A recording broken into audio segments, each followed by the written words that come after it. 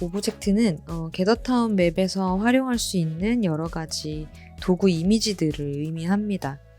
일반적으로 오프라인 공간에서 보면 가전제품이나 장식용 인테리어 소품이나 이런 것들이라고 좀 볼 수 있는데요.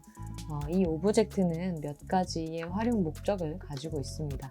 첫 번째는 장식용으로 내가 만들고자 하는 맵에 공간을 연출하고 분위기를 연출해주는 목적으로 활용을 합니다.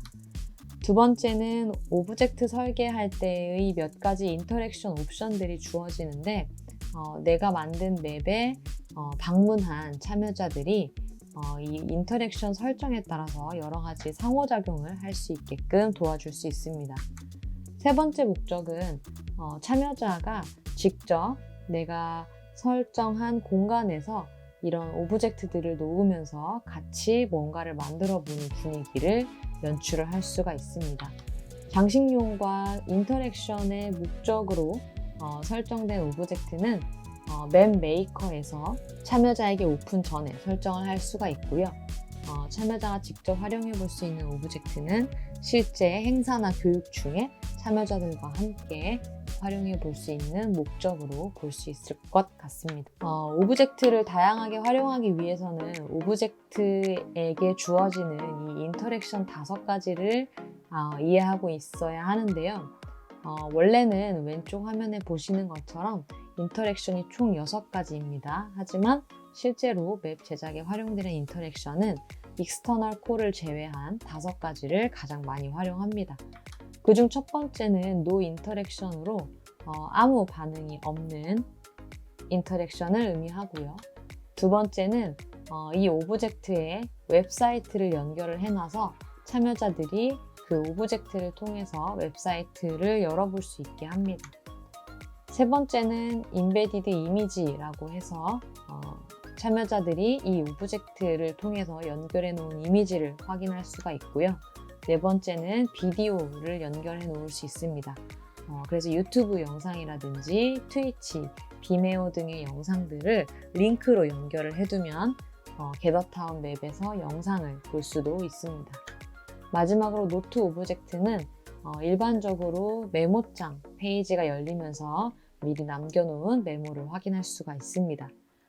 제가 앞서서 오브젝트의 활용 목적을 총 3가지라고 말씀을 드렸는데 이 첫 번째 노 인터랙션이라는 옵션은 오브젝트를 장식용으로 분위기를 연출하거나 뭔가 공간을 꾸밀 때 활용하는 목적으로 선택을 하고요.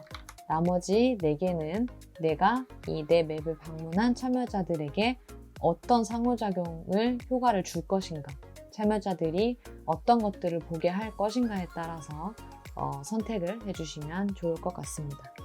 오브젝트는 5가지의 인터랙션을 주어지지만 오브젝트를 설정하는 순서는 모두 다 동일합니다. 오브젝트 종류가 있는 메뉴판에서 선택을 하고요. 이 오브젝트를 선택하면 앞서 살펴본 5가지의 인터랙션들이 주어집니다. 이 중에서 내가 만약에 이 왼쪽에 선택한 어쿠스틱 기타에 웹사이트 링크를 연결하겠다라고 하면 인베디드 웹사이트를 선택을 하고요. 이 인베디드 웹사이트를 선택한 것에 대한 디테일한 실제 연결할 URL들을 넣을 수 있는 인터랙션별 세부 설정을 해줍니다. 그리고 추가 옵션으로 선택할 수 있는 사항들이 있는데요. 이거는 하단에 어드밴스드 옵션이라고 해서 오브젝트 안에 다가가면 나오는 메시지라든지 오브젝트의 실제 이미지라든지 아바타가 다가갔을 때 오브젝트를 변경할 수 있는 이미지 등을 설정을 할 수 있는 옵션이 있습니다. 앞서 이 3가지의 단계는 필수 사항이고요. 추가 옵션에 대한 부분은 선택에 따라서 여러분들이 설정을 하면 되겠습니다. 자, 그럼 본격적으로 맵메이커로 이동을 해서 앞에서 설명한 내용들이 어떻게 작동이 되고 맵에 적용을 할 수 있을지를 살펴보도록 하겠습니다.